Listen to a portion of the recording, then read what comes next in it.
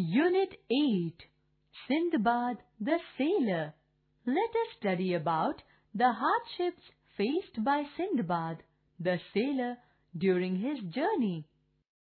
You must be surprised to know how, after having met with shipwreck 5 times and encountering uninvited dangers, I was still in a condition to face the hardships of life.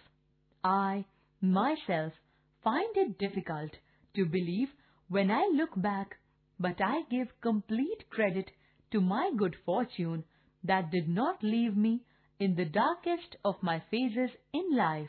However, after one complete year of tranquility, I prepared myself for a 6th voyage, regardless of the fact that my family and friends kept insisting that I should stay back home and not travel again. Instead of following the Persian Gulf route, I preferred traveling overland to a large extent, and finally my journey started from a distant Indian port with a captain who wished to make a long voyage. Thereafter, we got stuck in bad weather, and we were completely unaware of our whereabouts. Neither the captain nor the pilots were able to help us with the directions. The captain of the ship at one point of time declared that we were in the most dangerous spot upon the whole wide sea and had been caught by a current which ultimately led to our destruction. Oh, my ears just couldn't believe this, in view of the fact that all the sailors were there to help us.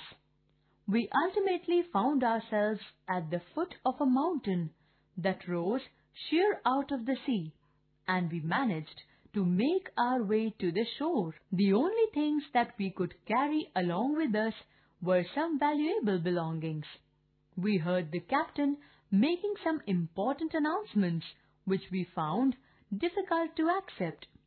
Now that we were there, we realized that it seemed almost impossible to return from such a disastrous spot, and it was only a matter of time that we would cease to exist. We were so disheartened to think that we had nowhere to go but to sit and stare. Our world was ripping apart, and we could hardly do anything. The rock-solid mountain served as the boundary of the large island. The narrow strip of rocky shore upon which we stood served as the graveyard for a 1,000 gallant ships wrecked over there. All around us were humongous quantities of the most upmarket merchandise and goods strewn across the rocks, some buried under the rocks, but at that time it only made the situation gloomier. I happened to notice a very strange thing. A river of clear, fresh water, which gushed out from the mountain, instead of flowing into the sea, as rivers generally do, turned off sharply and flowed out of sight under a natural archway of rock. I was very curious to see this, so I went closer to find out what was inside the cave. The walls of the cave were thick with diamonds and rubies, and masses of crystal and ambergris were scattered all over the floor. We could hardly do anything except think about what our fate had in store for us, for there was no possibility of climbing the mountain, and if a ship did appear, it could only have shared our ill fate. The first thing our captain did was to divide equally all the food we possessed. How much time a man could survive depended on the time he could make his portion last. I myself could live upon very little. However, the time of my end was fast approaching. I had a very small portion of the stock of provisions left with me. I realized that I should start to think about making preparations for my own grave, and this made me regret leaving behind the comforts and luxuries of life. But immediately an idea came to me. I could see the river at a faraway point.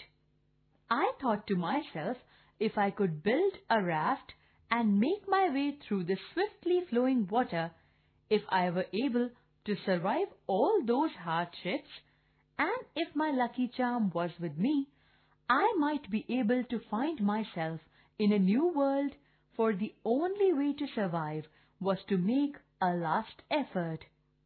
Hence, I decided to make a raft using some strong cords and some wood.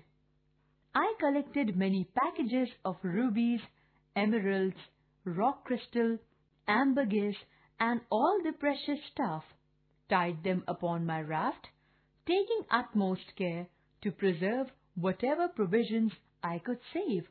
And then I started out.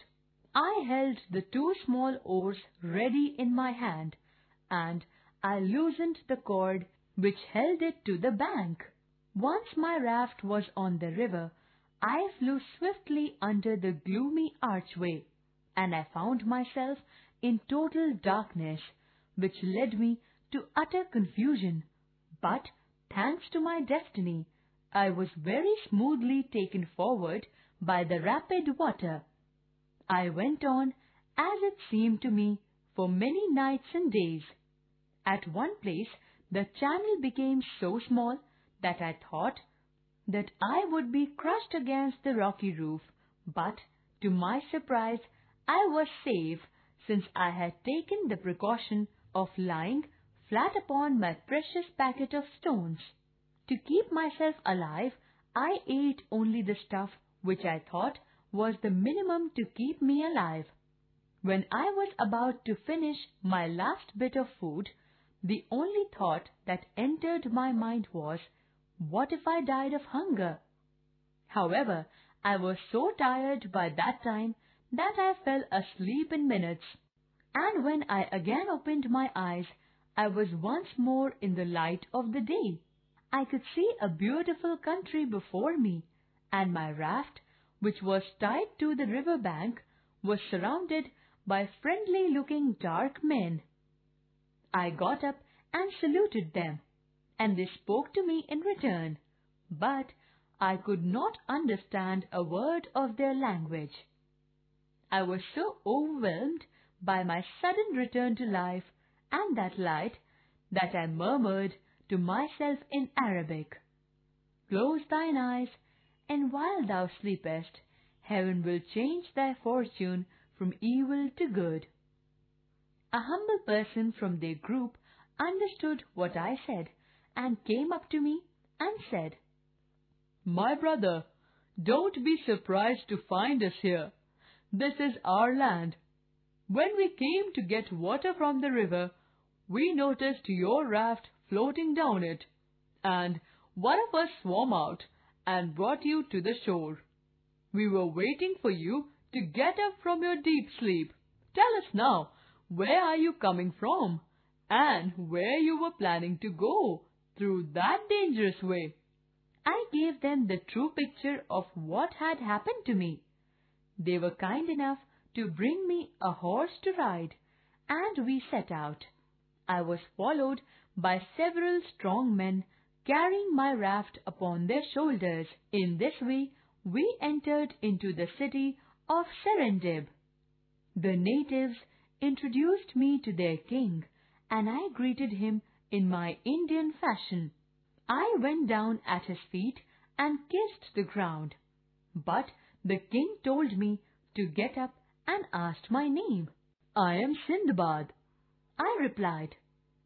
"People call me the sailor, for I have spent a large part of my life traveling on the seas." "And how come you here?" asked the king. I told him my true story. There was nothing that I could hide from the king.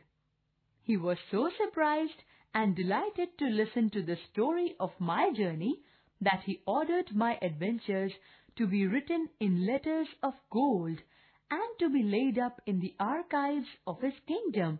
Presently, my raft was brought in, and the bales were opened in his presence, and the king declared that in his entire treasury there were no such rubies and emeralds as those which lay in great heaps before him. I very humbly told him that whatever I possessed was at his disposal. The king could take whatever he wanted, to which he replied, "Nice, Sindbad.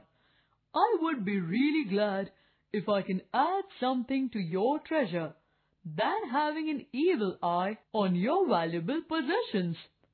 I have something to give you as a token of my goodwill." He then commanded his officers to provide me with a suitable lodging at his expense, and sent slaves to wait upon me and carry my raft and my bales to my new dwelling place.